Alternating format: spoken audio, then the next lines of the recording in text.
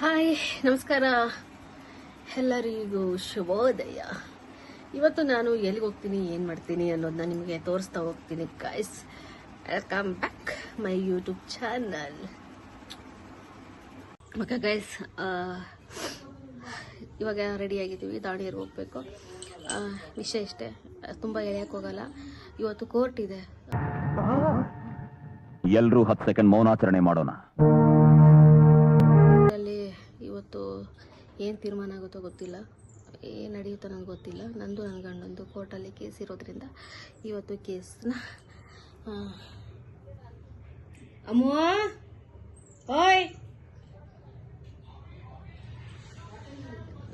Case attend ಮಾಡೋಕ್ಕೆ ಹೋಗ್ಬೇಕು. ಯಾಕೋ ಸಿಕ್ಕಾಪಟ್ಟೆ ಸುಸ್ತಾಗ್ತಿದೆ ಇವತ್ತು, ಯಾಕೆ ಅಂತ ಗೊತ್ತಾಗ್ತಿಲ್ಲ. ತುಂಬ ದಿನ ಆದಮೇಲೆ ನನ್ನ ಗಂಡ ನೋಡೋಕೆ ಹೋಗ್ತಿದ್ದೀನಲ್ಲ, ಅದಕ್ಕೆ ಇವಾಗಲೇ ಸುಸ್ತಾಗ್ತಿದೆ ಗಾಯ್ಸ್. ಬನ್ನಿ, ಅಲ್ಲಿ ಹೋದ್ಮೇಲೆ ನೋಡೋಣ ಏನೇನಾಗುತ್ತೆ, ಏನೇನಿಲ್ಲ ಎಲ್ಲದನ್ನು ನಿಮಗೆ ವರದಿ ಒಪ್ಪಿಸ್ತೀನಿ. ಆ್ಯಂಡ್ ಬನ್ನಿ ಹೋಗೋಣ. ಇವಾಗ ನನ್ನ ಮಗ ಬರ್ತಾನೆ, ಸ್ವಲ್ಪ ಏನೇ ಕೆಲಸ ಇದೆ ಅಂತ ಆಚೆ ಹೋಗಿದ್ದಾನೆ. ನಾನಂತೂ ರೆಡಿಯಾಗಿದ್ದೀನಿ, ಅವನು ಕೂಡ ರೆಡಿಯಾಗಿಬಿಟ್ಟೆ ಹೋಗಿದ್ದಾನೆ. ಇನ್ನೊಂದು 5 ನಿಮಿಷಕ್ಕೆ ಅವ್ನು ಬರ್ಬೋದು. ಜಡ್ಜ್ ಬರೋದೆ 11 ಗಂಟೆಗೆ ಅಲ್ವಾ, ಹಂಗಾಗಿ ಒಂದು 20 ನಿಮಿಷ ಬೇಕು, ಒಂದು 20-30 ನಿಮಿಷ ಬೇಕು ದಾವಣಗೆರೆಗೆ ಹೋಗೋಕ್ಕೆ. ಹೋಗಿ ಏನಾಗುತ್ತೆ, ಅಲ್ಲಿ ಏನೇನು ನಡೆಯುತ್ತೆ ಅಂತ ನಿಮಗೆ ತೋರಿಸ್ತಾ ಹೋಗ್ತೀನಿ ಗೈಸ್. ಹಾಯ್ ಗೈಸ್, ಸಾರಿ ನಿನ್ನೆ ನಾನು ಲಾಗ್ ಕಂಟಿನ್ಯೂ ಮಾಡೋಕ್ಕಾಗಲಿಲ್ಲ. ಹೇಳಿದ್ದೆ ಕೋರ್ಟಿಗೆ ಹೋಗಬೇಕು, ಕೆಲಸ ಇದೆ ದಾವಣಗೆರೆಯಲ್ಲಿ ಅಂತ. ಕೋರ್ಟಲ್ಲಿ ಫೋನು ಅಲೋ ಇಲ್ಲ ಅನ್ನೋ ಕಾರಣಕ್ಕೆ ಒಳಗಡೆ ಹೋದ್ಮೇಲೆ ಫೋನ್ ಎಲ್ಲ ಸೈಲೆಂಟ್ ಮಾಡಬೇಕು. ಫೋನ್ ಹಿಡ್ಕೋಬೋದು, ಬಟ್ ಅಲ್ಲಿ ವಿಡಿಯೋ ಮಾಡೋ ಅಷ್ಟು ಇದಿಲ್ಲ. ಹಾಗಾಗಿ ನಾನು ಕೂಡ ಸುಮ್ಮನಾದೆ. ಕೋರ್ಟ್ ಮುಗಿಯೋ ಅಷ್ಟೊತ್ತಿಗೆ 3:30-4 ಗಂಟೆ ಆಗೋಗ್ಬಿಟ್ಟಿತ್ತು ಗೈಸ್. ಯಾಕಂದರೆ ಎವಿಡೆನ್ಸ್ ಇತ್ತು ಕೋರ್ಟಲ್ಲಿ. ಯಾವ ವಿಚಾರ ಅಂತಂದರೆ ನನ್ನ ಗಂಡನ ವಿಚಾರ. ನನಗೆ ಹೇಳ್ಕೊಳ್ಳೋದಕ್ಕೆ ಯಾವುದೇ ರೀತಿ ಭಯ ಇಲ್ಲ, ಸಂಕೋಚ ಇಲ್ಲ, ಎಂತ ಇಲ್ಲ ಗೈಸ್. ಯಾಕಂದ್ರೆ ನನ್ನ ಪರಿಸ್ಥಿತಿ, ನನ್ನ ಪರ್ಸ್ನಲ್ ವಿಚಾರನ ನಾನು ಸೋಷಲ್ ಮೀಡಿಯಾ ಜೊತೆ ಹಂಚ್ಕೊಳ್ಳೋದಕ್ಕೆ ಇಷ್ಟಪಡ್ತೀನಿ. ಇನ್ಮೇಲೆ ಎಲ್ಲ ವಿಚಾರಗಳನ್ನು ನಾನು ಹೇಳ್ಕೊಳ್ಳೋಕೆ ಇಷ್ಟಪಡ್ತೀನಿ ಗೈಸ್. ಎವಿಡೆನ್ಸ್ ಇತ್ತು, ಎವಿಡೆನ್ಸ್ ಆಗಲಿಲ್ಲ. ಯಾಕಂದರೆ ನನ್ನ ಗಂಡ ತಪ್ಪಿಸ್ಕೊಂಡು ಇದರಲ್ಲಿ ಕೂತಿದ್ದ ಪಾರ್ಕ್ ಹತ್ರ. ಅವನು ಯಾಕೆ ಅಷ್ಟೊತ್ತಿ ಮತ್ತೆ ಯಾಕೆ ಹೋದಾಗ ಗೊತ್ತಿಲ್ಲ ನನಗೆ.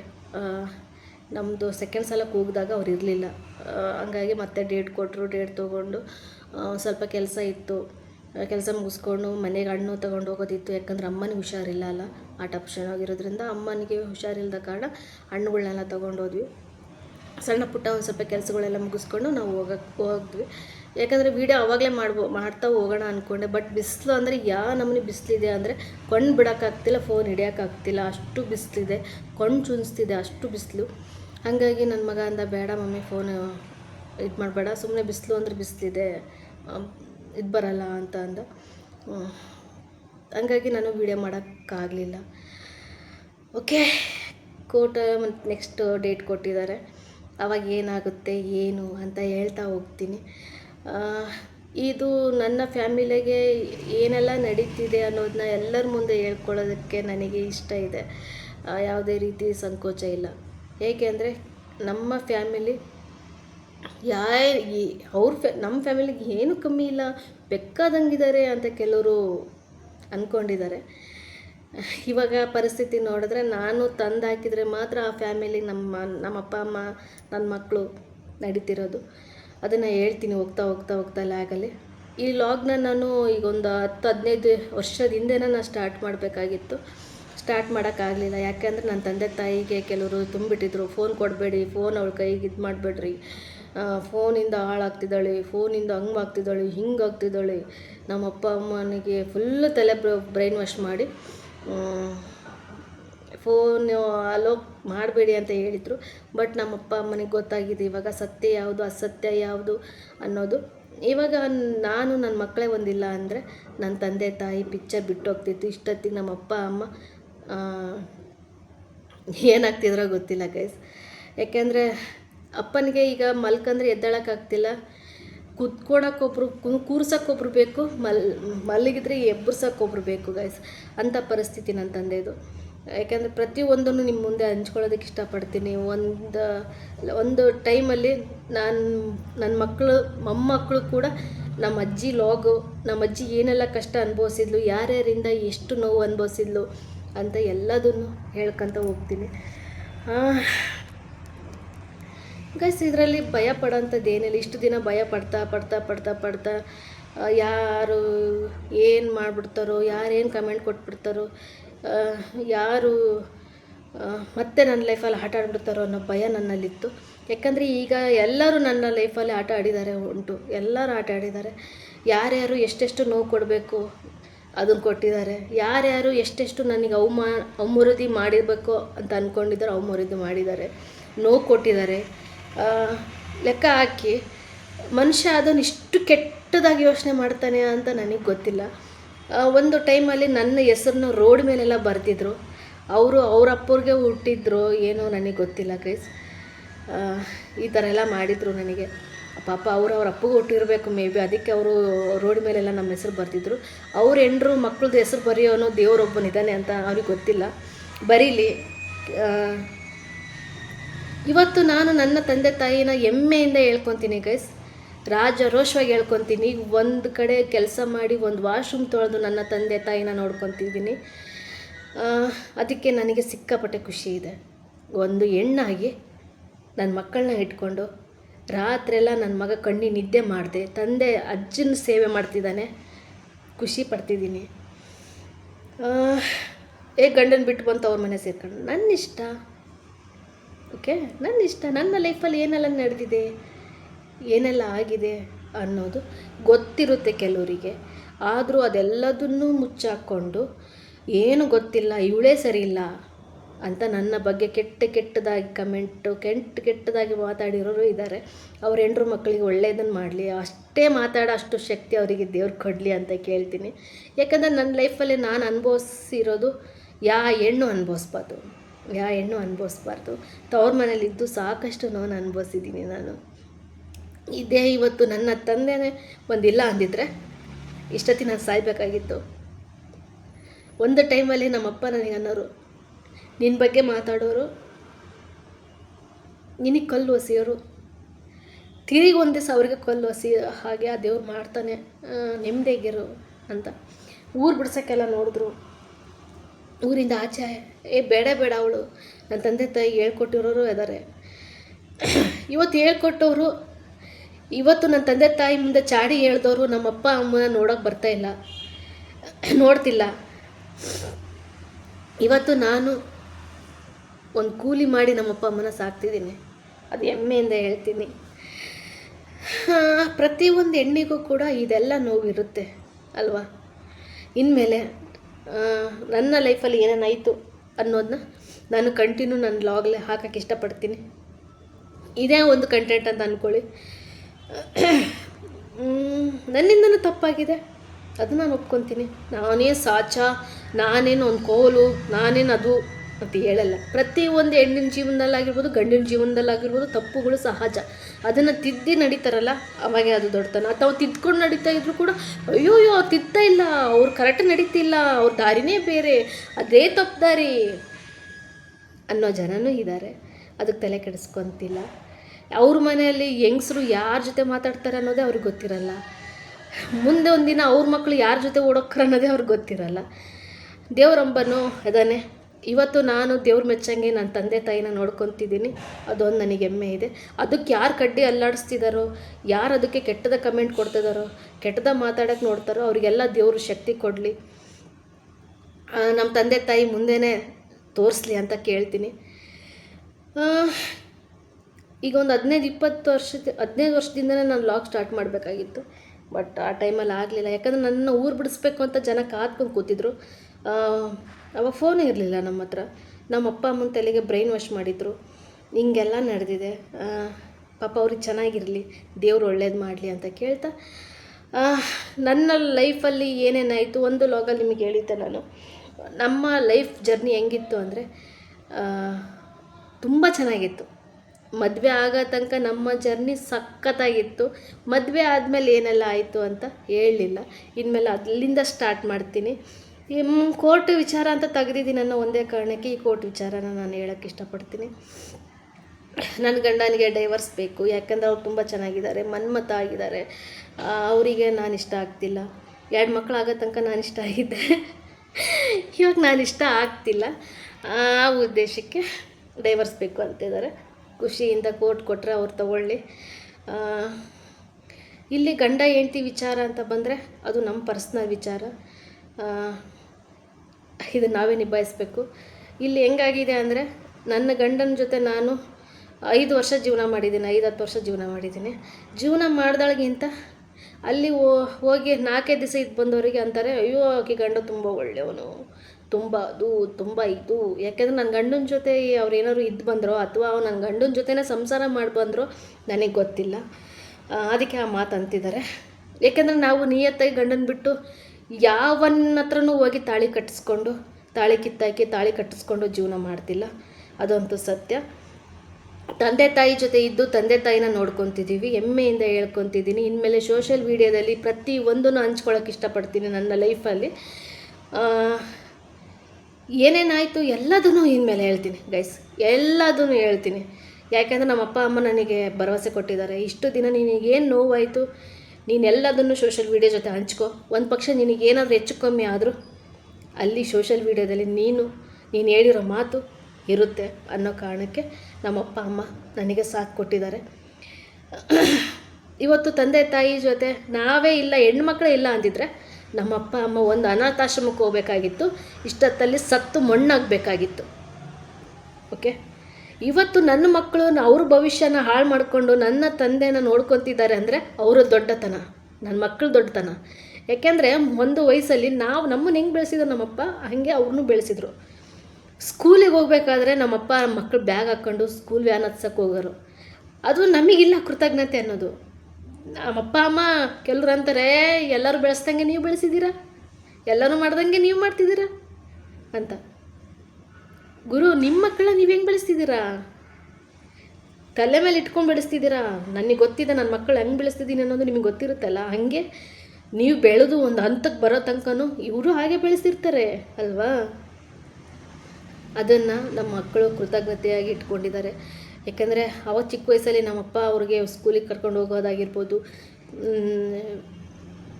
ಪೇರೆಂಟ್ಸ್ ಮೀಟಿಂಗ್ ಇದ್ದಾಗ ಅಟೆಂಡ್ ಆಗಿರ್ಬೋದು, ಸ್ಕೂಲ್ ಬ್ಯಾಗ್ಗಳನ್ನ ಹಾಕ್ಕೊಂಡು ಸ್ಕೂಲ್ ಬಸ್ನ ಹತ್ಸೋವಾಗಿರೋದು, ಅವ್ರ ಕೈ ಹಿಡಿದು ನಡೆಸಿರೋದು ಯಾವುದನ್ನು ಮರ್ತಿಲ್ಲ ಗೈಸ್, ಯಾವುದನ್ನು ನನ್ನ ಮಕ್ಕಳು ಮರ್ತಿಲ್ಲ. ಆ ಕೃತಜ್ಞತೆಗೆ ಸರ್ ಹತ್ರ ಕಾಲೇಜಿಗೆ ಹೋಗಿ, ಸರ್ ನಾವು 3 ತಿಂಗಳು ಒಂದ್ಸಲ ಎಕ್ಸಾಮ್ ಬರೆಯೋಕ್ಕೆ ಬರ್ತೀವಿ, ನಮ್ಮ ಮನೆ ಪರಿಸ್ಥಿತಿ ಹಿಂಗಿದೆ, ನಮ್ಮಮ್ಮ ಒಬ್ಬಳೇ ದುಡಿಯೋದು, ನಮ್ಮನ್ನೆಲ್ಲ ಸಾಕೋದು, ಮನೇಲಿ ವಯಸ್ಸಾಗಿರೋ ತಂದೆ ತಾಯಿ ಇದ್ದಾರೆ, ನಾವೇ ಒಂದಿಲ್ಲ ಅಂದರೆ ನಮ್ಮ ಅಜ್ಜ ಅಜ್ಜಿ ಅನಾಥಾಶ್ರಮಕ್ಕೆ ಹೋಗಬೇಕು, ಇಲ್ಲ ಮಣ್ಣಲ್ಲಿ ಹಾಕಬೇಕು. ಅವರ ಕೃತಜ್ಞತೆ, ಅವ್ರ ಮನೇಲಿ ನಾವು ತಿಂದಿದ್ದೀವಿ, ಆ ಕೃತಜ್ಞತೆ ನಮಗಿದೆ. ದೇವ್ರು ನಮಗೆ ಒಳ್ಳೇದು ಮಾಡ್ತಾನೆ ಕೆಟ್ಟದ್ದು ಮಾಡ್ತಾನೆ ನಮಗೆ ಗೊತ್ತಿಲ್ಲ ಸರ್. ನಮ್ಮ ಅಜ್ಜ ಅಜ್ಜಿನ ನಾವು ನೋಡ್ಕೋಬೇಕು. ನಮಗೆ ತಂದೆ ಪ್ರೀತಿ ಸಿಕ್ಕಿಲ್ಲ, ನಮ್ಮ ಅಜ್ಜ ಅಜ್ಜಿ ಪ್ರೀತಿ ಸಿಕ್ಕಿದೆ ನಮಗೆ ಅಂತ ಹೇಳಿ ಹೆಮ್ಮೆಯಿಂದ ಪ್ರಿನ್ಸಿಪಲ್ ಹತ್ರ ಹೋಗಿ ಮಾತಾಡಿಕೊಂಡು ಇವತ್ತು 2nd ಇಯರ್ ತನಕನೂ ಬಂದಿದ್ದಾರೆ. ಓಕೆನಾ?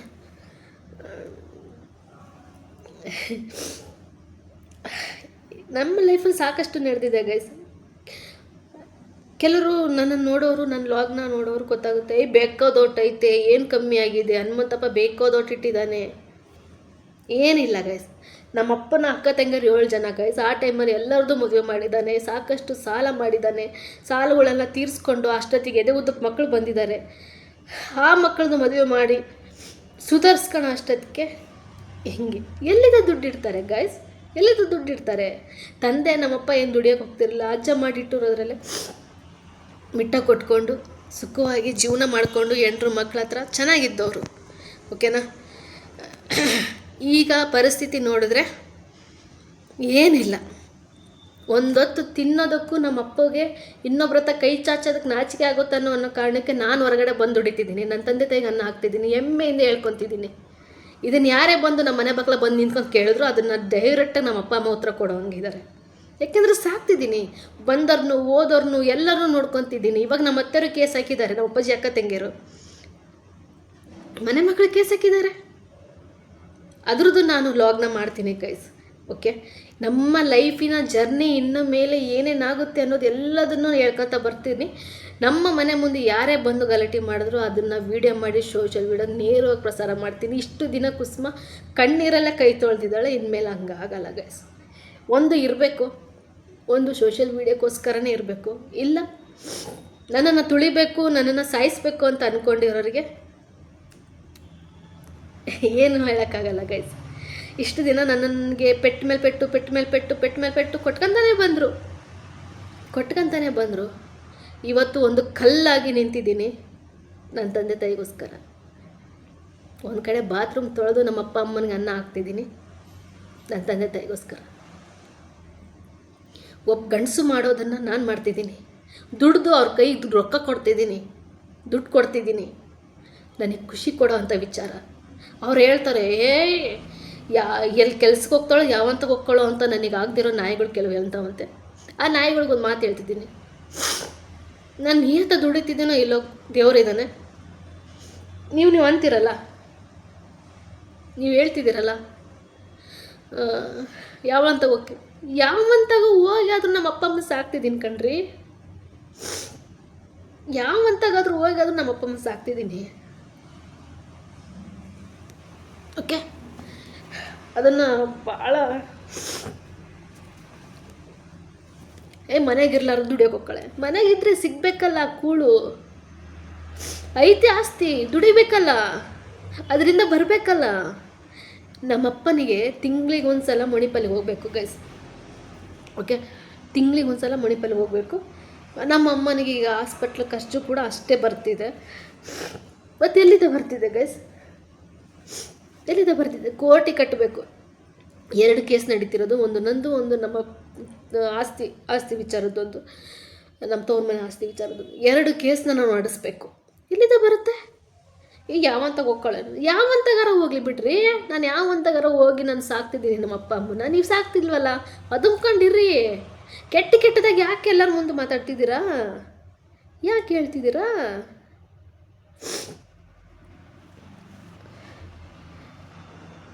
ಅಳಬಾರ್ದು, ಮನಸ್ಸು ಗಟ್ಟಿ ಮಾಡ್ಕೋಬೇಕು ಅಂತ ಅಂದ್ಕೊತೀನಿ, ಆಗ್ತಿಲ್ಲ. ಪ್ಲೀಸ್, ಇನ್ನೊಂದು ಹೆಣ್ಣಿನ ಬಗ್ಗೆ ಮಾತಾಡೋಕ್ಕಾರ ಯೋಚನೆ ಮಾಡಿ. ನೀನು ಯಾವ ಹೆಣ್ಣಿಂದ ನೀನು ಕೂಡ ಒಂದು ಹೆಣ್ಣಿಂದನೇ ಹೊರಗೆ ಬಂದಿರೋದು. ಒಬ್ಬ ಹೆಣ್ಣಿನಿಗೆ ತಾಳಿ ಕಟ್ಟಿ ಜೀವನ ಮಾಡ್ತಿರೋನು, ಒಂದು ಹೆಣ್ಣಿಗೆ ತಾಯಿ ಆಗಿರೋನು, ಒಂದು ಗಂಡಿಗೂ ತಾಯಿ ಆಗಿರೋರು ಗೊತ್ತಿರುತ್ತೆ ಅಲ್ವಾ ನಿಮಗೆ? ಈಗ ಒಬ್ಬಳನ್ನ ಬ್ಲೇಮ್ ಮಾಡೋದ್ರಿಂದ, ಒಬ್ಬಳನ್ನ ಕೆಟ್ಟೋಳು ಮಾಡೋದ್ರಿಂದ, ಸಮಾಜ ದೃಷ್ಟಿ ಕೆಟ್ಟೋಳು ಮಾಡಿದ ತಕ್ಷಣ ನಿಮಗೆ ಸಿಗೋದಾರ ಏನು? ಆ ಕ್ಷಣ ಖುಷಿ ಸಿಗ್ಬೋದು. ದೇವರಂಬನಿದ್ದಾನೆ, ಯಾವ ಟೈಮಲ್ಲಿ ಹೆಂಗೆ ಪೆಟ್ಟು ಕೊಡಬೇಕು ಕೊಡ್ತಿರ್ತಾನೆ. ಮಾನಸಿಕವಾಗಲಿ ದೇಹಿಕವಾಗಲಿ ಹೆಂಗೆ ಪೆಟ್ಟು ಕೊಡಬೇಕೋ ಆ ದೇವರು ಕೊಡ್ತಾನೆ ಗೈಸ್, ಕೊಡ್ತಾನೆ. ನಾನು ತಪ್ಪು ಮಾಡಿದ್ದೀನಿ, ನಿಜ, ನಾನು ಒಪ್ಕೊತೀನಿ. ಯಾಕೆ ತಪ್ಪು ಮಾಡಿದ್ದೀನಿ? ತಪ್ಪು ಮಾಡ್ತಿರೋಳು ತಪ್ಪು ಮಾಡಿದಾಳೆ ಅಂತ ಹೇಳಿ ಅವಳು ದಾರಿ ತಪ್ಪಂಗೆ ಮಾಡೋದು ಯಾರು? ಒಬ್ಬ ಗಂಡಸೆ ಅಲ್ವಾ? ನಾವು ಏನು ಮಾಡಿದ್ದೀವೋ ಏನು ಮಾಡಿಲ್ವೋ ನಮ್ಮ ಮನಸ್ಸಾಕ್ಷಿ ಗೊತ್ತಿದೆ, ಹೇಳೋರಿಗೆ ಏನೂ ಗೊತ್ತಿಲ್ಲ ಗೈಸ್. ಪ್ರತಿದಿನ ಇನ್ಮೇಲೆ ಸೋಷಲ್ ಮೀಡಿಯಾದಲ್ಲಿ ನಾನು ಲಾಗಲ್ಲಿ ನಾನು ಹೇಳ್ಕೊತ ಬರ್ತೀನಿ ಗೈಸ್ ನನ್ನ ಚರಿತ್ರೆನ. ಇನ್ಮೇಲೆ ನನ್ನ ಚರಿತ್ರೆನೇ ಒಂದು ಕಂಟೆಂಟ್ ಮಾಡಿಕೊಂಡು ನಾವು ನಿನ್ನ ಮುಂದೆ ಹೇಳ್ತೀನಿ ಗೈಸ್. ಪ್ರಪಂಚಕ್ಕೆ ಗೊತ್ತಾಗಬೇಕು ನಮ್ಮ ಮನೆ ಪರಿಸ್ಥಿತಿ ಏನು ಅಂತ. ಒಂದು ಲಾಗಲ್ಲಿ ಹೇಳಿದ್ದೀನಿ, ನಾನು ಮದುವೆ ಆಗಿ ತನಕ ಚೆನ್ನಾಗಿದ್ದೀನಿ, ಮದುವೆ ಆದಮೇಲೆ ಏನಾಯಿತು, ಆ ಲೈಫ್ ಜರ್ನಿ ಹೇಗಿತ್ತು, ಅದನ್ನು 2 ಎಪಿಸೋಡ್ ನಾನು ಲಾಗ್ ಮಾಡಿ ಹಾಕಿದ್ರು ತೀರಲ್ಲ ಗೈಸ್. ಅದನ್ನು ಮಾಡಾಕ್ತೀನಿ. ನಾನು ತವ್ರ ಮನೆಗೆ ಬಂದ ಮೇಲೆ ನನ್ನ ಲೈಫಲ್ಲಿ ಏನೇನಾಯಿತು, ನನ್ನ ಮನೆ ಬಾಗಿಲಿಗೆ ಯಾವ್ಯಾವ ಬಂದು ಜಗಳ ಮಾಡೋದ್ರು, ಯಾರ್ಯಾರಿಗೆ ಸಂಬಂಧ ಕಟ್ಟಿದ್ರು ಅನ್ನೋದು ನಾನು ಹೇಳ್ತೇನೆ ಹೋಗ್ತೀನಿ ಗೈಸ್. ಓಕೆನಾ? ಇನ್ಮೇಲೆ ಮುಚ್ಚಿಟ್ಕೊಳ್ಳೋ ಅಂಥದ್ದು ಏನೂ ಇಲ್ಲ ಗೈಸ್. ಒಂದು ಇರಬೇಕು, ಒಂದು ಸಾಯಬೇಕು ಅಷ್ಟೇ. ಅದನ್ನು ಇದ್ದರೆ ನಿಮ್ಮ ಜೊತೆ, ಇಡೀ ಸಮಾಜದ ಜೊತೆ ಸೋಷಲ್ ಮೀಡಿಯಾದಲ್ಲಿ ನೇರವಾಗಿರ್ತೀನಿ. ಸತ್ತರೆ ನನಗೆ ಯಾರ್ಯಾರು ಅಂತಿದ್ರು, ಯಾರ್ಯಾರು ಆಡ್ತಿದ್ರು ಅವರೇ ಕಾರಣ ಆಗಿರ್ತಾರೆ. ಅದು ಒಂದು ಟೈಮಲ್ಲಿ ಹೊರಗೆ ಬಂದೇ ಬರುತ್ತೆ. ಓಕೆ, ನಾನು ತುಂಬ ಮಾತಾಡಿದೆ, ಯಾಕೋ ಗೊತ್ತಿಲ್ಲ, ಸಿಕ್ಕಾಪಟ್ಟೆ ಬೇಜಾರೈತೆ. ಯಾಕೆ ಮನೆ ಪರಿಸ್ಥಿತಿ ಹೆಂಗಿದೆ, ಅಪ್ಪ ಅಮ್ಮನ ಹುಷಾರಿಲ್ಲದೊಂದು, ನನ್ನ ತಂಗಿ ಬೇರೆ ಪಾಪ ಅಲ್ಲಿ ಅವರ ಗಂಡನಿಗೆ ಊಟ ಮಾಡಿ ಹಾಕೋರಿಲ್ಲ, ಅವನು ಬಿಸಿಲಲ್ಲಿ ಕಷ್ಟಪಟ್ಟು ದುಡಿತಿರೋದು, ಇಲ್ಲಿ ಅಮ್ಮನ ಹುಷಾರಿಲ್ಲ, ಇಲ್ಲಿ ನನಗೆ ರಜೆ ಸಿಗಲ್ಲ ಅನ್ನೋ ಕಾರಣಕ್ಕೆ ಅವಳು ಬಂದು ಇಲ್ಲೇ ಇದ್ದಾಳೆ. ಅಮ್ಮ ಸ್ವಲ್ಪ ಸುಧಾರಿಸ್ಕೊತಿದ್ದಾರೆ. ಮನೆ ಪರಿಸ್ಥಿತಿ ಹಿಂಗಿದೆ. ನಾವು ಒಂದಿನ ಆಚೆ ಬಂದು ದುಡಿಲಿಲ್ಲ ಅಂದರೆ ಮನೇಲಿ ಊಟ ಇಲ್ಲ, ಖಂಡಿತ ಊಟ ಇಲ್ಲ. ಹೀಗಿದೆ ನಮ್ಮ ಮನೆ ಪರಿಸ್ಥಿತಿ. ತಿಂಗಳಿಗೆ ಒಂದ್ಸಲ ಅಪ್ಪನ ಕರ್ಕೊಂಡು ಹೋಗ್ಬೇಕು, ತಿಂಗಳಿಗೆ ಒಂದ್ಸಲ ಅಮ್ಮನ ಕರ್ಕೊಂಡು ಹೋಗ್ಬೇಕು. ದುಡ್ಡೇನು ಮ್ಯಾಗಿಂದ ಬರ್ತಾವ ಹೇಳಿ? ಓಕೆ, ನಾನು ಇನ್ಮೇಲೆ ಪ್ರತಿದಿನ ನನ್ನ ಚರಿತ್ರೆನ ಅಪ್ಡೇಟ್ ಕೊಡೋಕ್ಕೆ ಇಷ್ಟಪಡ್ತೀನಿ. ನನ್ನನ್ನು ಯಾರು ಇಷ್ಟು ದಿನ ತುಳಿಯೋಕೆ ನೋಡಿದ್ರು ಅನ್ನೋದು ಅಪ್ಡೇಟ್ ಕೊಡ್ತೀನಿ ಗೈಸ್, ಓಕೆನಾ? ನಮ್ಮ ಅಪ್ಪ ಅಮ್ಮ ಅಂತ ಇದ್ರು, ಇಷ್ಟು ದಿನ ನಾವೇ ನಿನಗೆ ಮೋಸ ಮಾಡಿದ್ವಿ, ನಿನಗೆ ಸೋಷಿಯಲ್ ಮೀಡಿಯಾದಲ್ಲಾಗಿರ್ಬೋದು, ರೀಲ್ಸಲ್ಲಾಗಿರ್ಬೋದು ತುಂಬಾ ಹುಚ್ಚಿತ್ತು, ಅವಾಗೇ ನಿನಗೆ ಕೊಟ್ಟಿದ್ರೆ ಏನಾರು ಒಂದು ಆಗ್ತಿತ್ತು. ಬಟ್ ನಾನು ಕೊಡೋಕ್ಕಾಗಲಿಲ್ಲ, ಒಬ್ಬರು ಮಾತು ಕಟ್ಕೊಂಡು. ಇನ್ಮೇಲೆ ಅದರಲ್ಲೇ ಇರು. ನಮಗೆ ಅನಿಸಿದ್ದನ್ನು ನಾವು ಹೇಳ್ತೀವಿ, ಸೋಷಿಯಲ್ ಮೀಡಿಯಾಗೆ ಹಂಚ್ಕೋತೀವಿ, ಜನತೆಗೆ ಗೊತ್ತಾಗಲಿ ವಯಸ್ಸಾಗಿರೋ ತಂದೆ ತಾಯಿ ನೋವೇನು ಅನ್ನೋದು, ವಯಸ್ಸಾಗಿರೋ ತಂದೆ ತಾಯಿ ಸಂಕಟ ಏನು ಅನ್ನೋದು ಸೋಷಿಯಲ್ ಮೀಡಿಯಾದ ಜನತೆಗೆ ಗೊತ್ತಾಗಬೇಕು ಗೈಸ್. ಇವತ್ತು ವಯಸ್ಸಾಗಿರೋ ತಂದೆ ತಾಯಿಗಳಿಗೆ ನೋಡ್ಕೊಳ, ಅದೇ ಒಂದು ತಂದೆ ಒಂದು ತಾಯಿ 10 ಮಕ್ಕಳನ್ನ ಸಾಕ್ತಾಳಂತೆ ಗೈಸ್, ಅದು 100ಕ್ಕೆ 100 ಸತ್ಯ. ಅದೇ ತಂದೆ ತಾಯಿ ಮಕ್ಕಳ ಒಂದು ವ್ಯಕ್ತಿಯಲ್ಲ, ಯಾರು ಸಾಕಬೇಕು? ನಮ್ಮಂತರ ಸಾಕಬೇಕು. ಗಂಡನ ಬಿಟ್ಟು ಬಂದು ತಂದೆ ತಾಯಿನ ಸಾಕುವಂಥ ಪರಿಸ್ಥಿತಿ. ಗಂಡ ಒಪ್ಪಲ್ಲ, ತಂದೆ ತಾಯಿ ನೋಡ್ಕೊತೀವಿ ಅಂದರೆ ಆ ಉದ್ದೇಶಕ್ಕೆ ನಾನು ಗಂಡ ಬಿಟ್ಟು ನಮ್ಮಪ್ಪ ಅಮ್ಮ ನೋಡ್ಕೊತಿದ್ದೀನಿ. ಇದರಲ್ಲಿ ಯಾವುದೇ ರೀತಿಯೂ ಇವಾಗ ನನ್ನ ಗಂಡನಿಗೆ ಯಾರು ಹೇಳ್ಕೊಟ್ಬಿಟ್ಟಾರೆ, ಅವಳು ಹಂಗೆ ಇವಳು ಹಿಂಗೆ, ಅದು ಹಂಗೆ, ಅದು ನನ್ನ ಗಂಡನೇ ಒಪ್ಕೊಂಡಿದ್ದಾನೆ. ನಿನ್ನ ಬಗ್ಗೆ ನಿಮ್ಮವರೇ ಹೇಳ್ಕೊಟ್ಟಿದ್ದಾರೆ, ನಿನ್ನ ಬಗ್ಗೆ ನಿಮ್ಮವರೇ ಚಾಡಿ ಹಚ್ಚಿಕೊಟ್ಟಿದ್ದಾರೆ, ನಮ್ಮ ಜೀವನ ಹಾಳಾಗೋ ಕಾರಣ ನಿಮ್ಮವರೇ ಅಂತ. ಅವರಿಗೆ ದೇವರು ಚೆನ್ನಾಗಿಟ್ಟಿರಲಿ, ಒಳ್ಳೇದು ಮಾಡಲಿ. ನಾನು ಅಂತೀನಿ, ಯಾರಂದರೂ ಅವ್ರ ಮುಂದೆ ಕರೆಸಿ ಹೇಳು ಅಂತ. ಅವನಿಗೆ ತಾಕತ್ತಿಲ್ಲ ನನ್ನ ಗಂಡನಿಗೆ. ಈಗ ನನ್ನ ಗಂಡನೇ ಡೈವರ್ಸ್ ಬೇಕು, ಯಾವನೋ ಕಂಡೋರ ಮಾತು ಕೇಳಿ ಡೈವರ್ಸ್ ಬೇಕು ಅಂತ ಕೂತಿದ್ದಾನೆ. ಈಗ ಅವನೇ ನಮ್ಮ ಹತ್ರ, ನನ್ನ ಮಕ್ಕಳ ಹತ್ರ ಒಪ್ಕೊಂಡಿದ್ದಾನೆ, ಇಲ್ಲ ಮಕ್ಕಳ ನಿಮ್ಮವರೇ, ನಿಮ್ಮ ಕಳ್ಳು ಬಳ್ಳಿನೇ ನಮಗೆ ಚಾಡಿ ಮಾತು ಹೇಳಿದ್ದು, ನಮಗೆ ಹಂಗೆ ಮಾಡಿದ್ದು ಹಿಂಗೆ ಮಾಡಿದ್ದು ಅಂತ ಸುಳ್ಳೆ ಮಕ್ಕಳ ಹತ್ರ ನಾವು ಹೋಗಿ, ಈಗ ನೀವು ಹೇಳಿದ್ರಲ್ಲ ಅಂತ ನಾವು ಹೋಗಿ ಹೇಳೋಕ್ಕಾಗಲ್ಲ. ಯಾಕೆಂದ್ರೆ ಅವ್ರು ಲುಚ್ಚ ಜನಗಳು, ಒಪ್ಕೊಳಲ್ಲ. ಇಷ್ಟು ದೂರ ನಾವು ಈಗ ನಿಮ್ಮನ್ನು ಬಿಟ್ಟು ಈಗ 8 ವರ್ಷದ ಮಕ್ಕಳನ್ನ ಬಿಟ್ಟು ನಾವೀಗ ರಾಜೆಯಾಗಿ ಬಂದರೆ ನೀವು ಮೆಟ್ಟ ತೊಗೊಂಡು ಹೊಡಿತೀರ ನಮಗೆ?